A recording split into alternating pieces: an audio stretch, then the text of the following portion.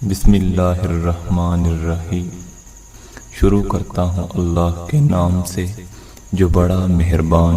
نہایت رحم والا ہے۔ زیر نظر مسئلہ یہ ہے کہ حضرت سیدہ فاطمہ رضی اللہ تعالی عنہا کا جنازہ کس نے پڑھایا۔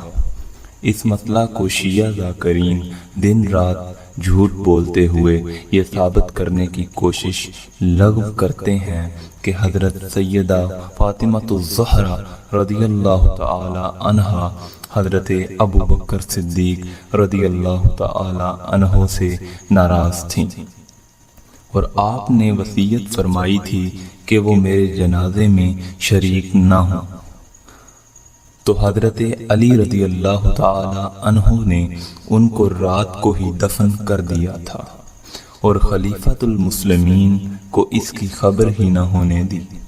اس رات سے ان لوگوں نے حضرت علی رضی اللہ تعالی عنہ اور حضرت ابو بکر صدیق رضی اللہ تعالی عنہ کے درمیان ناراضگی اور اختلاف کو ثابت کرنے کی کوشش کی ہے، لیکن جمہور علماء اہل سنت کا موقف ہے اور مستند ترین کتابوں میں یہ موجود ہے کہ حضرت فاطمہ رضی اللہ تعالی عنہا کا جنازہ خلیفہ بلا فصل انبیاء کے بعد رسول اللہ صلی اللہ تعالی علیہ وسلم کے ظاہری و باطنی اور روحانی خلیفہ و جانشین، اسی پر اکثر امت مسلمہ کا اتفاق ہے۔ اس لیے ثبوت کے لیے ہم معتبر کتب سے دلائل دیتے ہیں۔ حوالہ نمبر 1 ترجمہ حضرت ابراہیم نخعی نے کہا ہے کہ ابو بکر صدیق رضی اللہ تعالی عنہ نے فاطمہ بنت رسول اللہ صلی اللہ تعالی علیہ وسلم کی نماز جنازہ پڑھائی اور 4 تکبیریں کہیں۔ طبقات ابن سعد جلد ثامن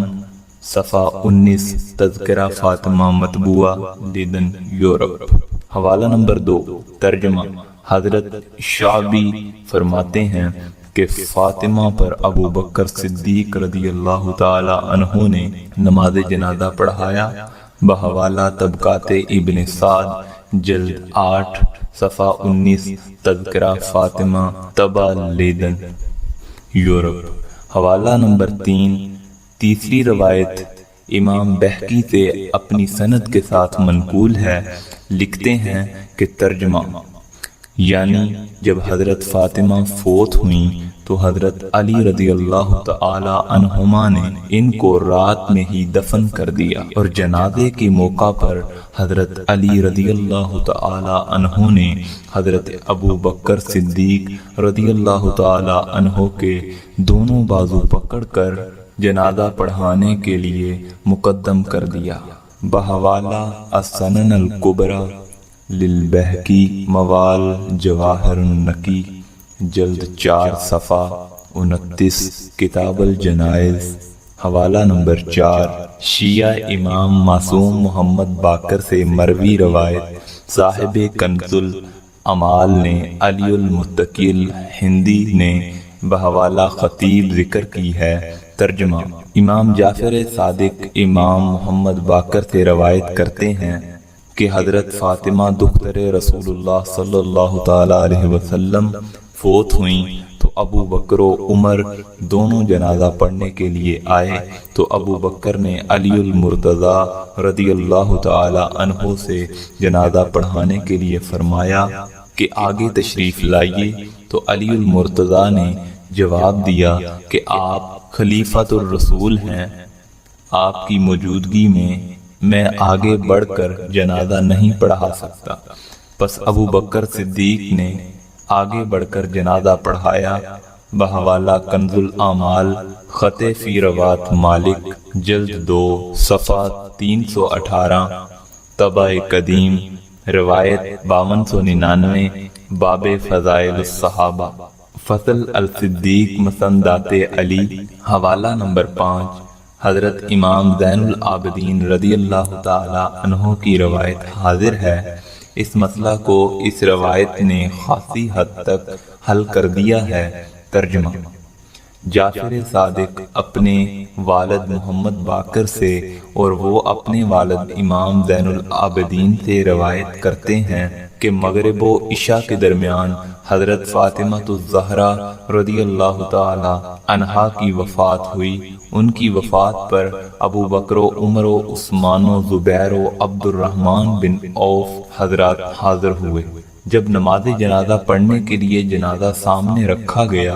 تو حضرت علی رضی اللہ تعالی عنہ نے حضرت ابو بکر صدیق سے کہا کہ جنازہ پڑھانے کے لیے آگے تشریف لائیے۔ اللہ کی قسم آپ کے بغیر کوئی دوسرا شخص فاطمہ کا جنازہ نہیں پڑھائے گا۔ پس ابو بکر صدیق رضی اللہ تعالی عنہ نے حضرت فاطمہ رضی اللہ تعالی عنہا پر نماز جنازہ پڑھائی اور رات کو دفن کی گئی۔ حوالہ نمبر 6 ترجمہ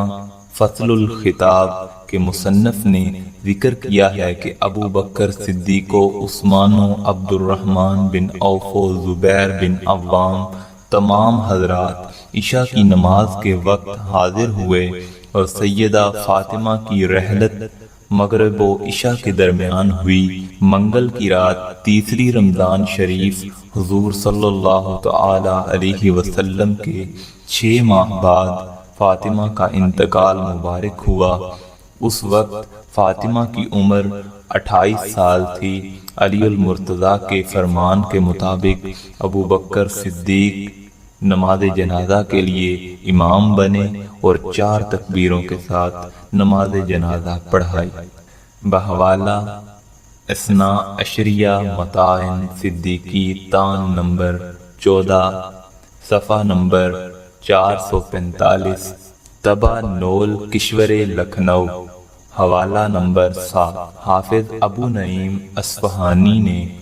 حلیت الاولیاء میں اپنی مکمل سند کے ساتھ ابن عباس سے جنازہ کی روایت کی ہے۔ حضرت ابن عباس ذکر کرتے ہیں کہ نبی کریم صلی اللہ تعالی علیہ وسلم کے پاس ایک جنازہ لایا گیا۔ آپ نے اس پر نماز جنازہ پڑھی اور 4 تکبیریں کہیں اور فرمایا کہ ملائکہ نے آدم علیہ السلام پر 4 تکبیریں کہیں تھیں۔ اور ابن عباس مزید فرماتے ہیں کہ ابو بکر نے حضرت فاطمہ کے جنازہ کے موقع پر 4 تکبیریں کہیں اور عمر نے ابو بکر اور صہیب نے عمر پر 4 تکبیریں کہیں تھیں۔ بحوالہ حلیت الاولیاء الابی نعیم الاصفہانہ جلد نمبر 4 صفحہ 94 تذکرہ میمون بن مہران حوالہ نمبر 8 کتاب بذل القوہ فی حوادث سنی النبوہ عربی مؤلفہ علامہ مخدوم ہاشم سندھی کے اردو ترجمہ موسومہ سیدہ سید الانبیاء مترجم مفتی علیم الدین کے صفحہ 202 پر حضرت فاطمہ الزہرا کے وصال کے ضمن میں حاشیہ میں موجود ہے کہ آپ کا جنازہ حضرت صدیق اکبر نے پڑھایا۔ بحوالہ سیرت سید الانبیاء اردو ترجمہ بذل القوہ فی حوادث سنی النبوہ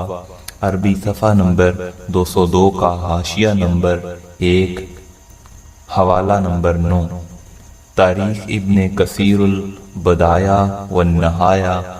از حضرت علامہ عماد الدین ابن کثیر دمشقی اردو ترجمہ حصہ ششم صفحہ 443 پر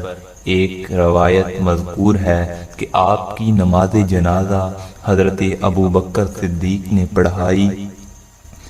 حضرت عباس اور حضرت علی کے متعلق بھی روایات موجود ہیں۔ حوالہ نمبر 10 مدارج النبوت اردو ترجمہ از حضرت شیخ عبدالحق محدث دہلوی مترجم الحاج مفتی غلام معین الدین کے صفحہ 544 پر موجود ہے کہ روایتوں سے یہ بھی معلوم ہوا ہے کہ حضرت ابو بکر صدیق رضی اللہ تعالی عنہ تشریف لائے اور حضرت فاطمہ کی جنازہ پڑھائی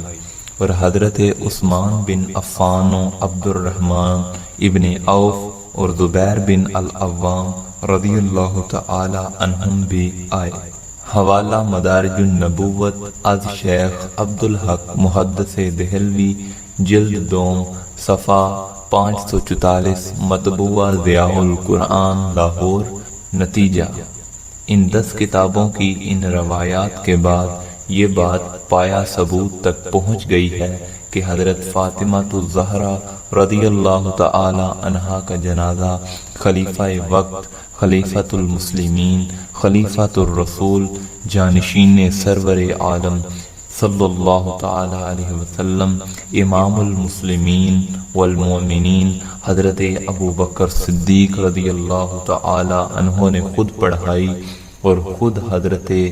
سیدنا شیر خدا علی رضی اللہ تعالی عنہ نے آپ کو مصلی امامت پر کھڑا کیا اور خود ان کی اقتداء میں نماز جنازہ ادا کی۔ اس نماز جنازہ سے فقہ کے اس مسئلہ کی طرف بھی رہنمائی ملتی ہے کہ امامت کا سب سے زیادہ حقدار حاکم وقت ہے۔ اگر وہ حاضر نہ ہو تو قاضی، اور وہ بھی حاضر نہ ہو تو محلے کا امام امامت کرانے کا زیادہ حقدار ہے۔ یہاں جن روایات میں حضرت علی و عباس رضی اللہ تعالی عنہ کی روایات میں حضرت صدی کو بھی شامل کیا گیا ہے، اس کی تطبیق یہ ہے کہ حاکم وقت کی موجودگی میں باقی افراد امامت کے اہل نہیں، اور اس وقت کیونکہ صدیق اکبر موجود تھے اس لیے صدیق اکبر والی روایات کو ترجیح دی جائے گی۔ اور رہا یہ مسئلہ کہ حضرت فاطمہ رضی اللہ تعالی عنہ ناراض تھیں یا حضرت علی رضی اللہ تعالی عنہ آپ کی خلافت کے حق میں نہیں تھے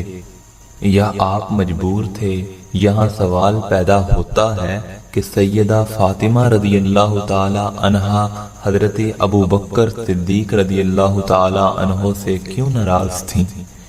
کیا اپنے والد رسول اللہ صلی اللہ تعالی علیہ وسلم کی حدیث مبارکہ سن کر ناراض تھیں؟ نعوذ باللہ۔ پوری دنیا کے شیعہ کو چیلنج ہے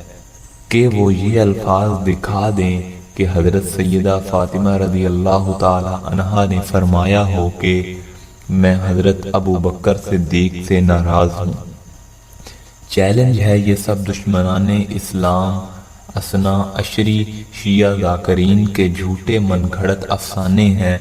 اور 1400 سالوں سے امت مسلمہ کو گمراہ کرنے کے لیے ممبروں پر رو رو کر سناتے ہیں، اور یہ ساری باتیں ان روایات سے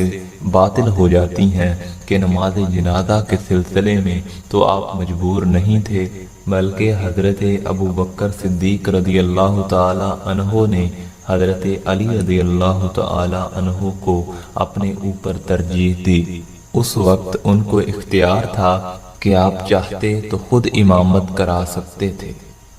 لیکن انہوں نے حضرت ابو بکر رضی اللہ تعالی عنہ کو اپنے اوپر ترجیح دی، اور یہ کہ ان کی اقتداء میں نماز جنازہ پڑھ کر ان تمام خدشات اور نظریات اور اقوال کو باطل کر دیا کہ آپ ان کو خلیفہ برحق نہیں مانتے تھے،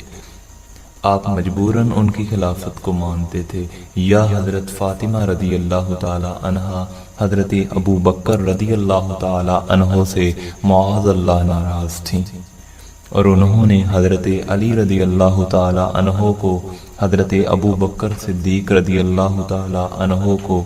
اطلاع نہ کرنے کا کہا تھا، اور حضرت علی رضی اللہ تعالی عنہ نے آپ کو رات کو دفن کر دیا۔ یہ ساری باتیں دشمنان اسلام رافضی شیعہ کی خرافات، اور یہ باتیں صحابہ کرام لوگوں کے درمیان اختلافات کو ظاہر کر کے اپنے گھٹیا مقاصد حاصل کرنے اور لوگوں کے جذبات بھڑکا کر اپنا الو سیدھا کرنے کی کوشش کرتے ہیں، تاکہ صحابہ کرام کو برا بھلا اور مشکوک کر کے اسلام کی جڑیں کھوکھلی کی جائیں۔ ملت جعفریہ اہل تشیع کا سب سے بڑا یہی مقصد ہے، بس اللہ تعالی ان روایات کی روشنی میں خلفائے راشدین اور اہل بیت اطہار سے محبت کرنے اور اپنا عقیدہ اہل سنت کے مروجہ قواعد و ضوابط اور نظریات کے مطابق رکھنے کی توفیق عطا فرمائے۔ آمین ثم آمین یا رب العالمین۔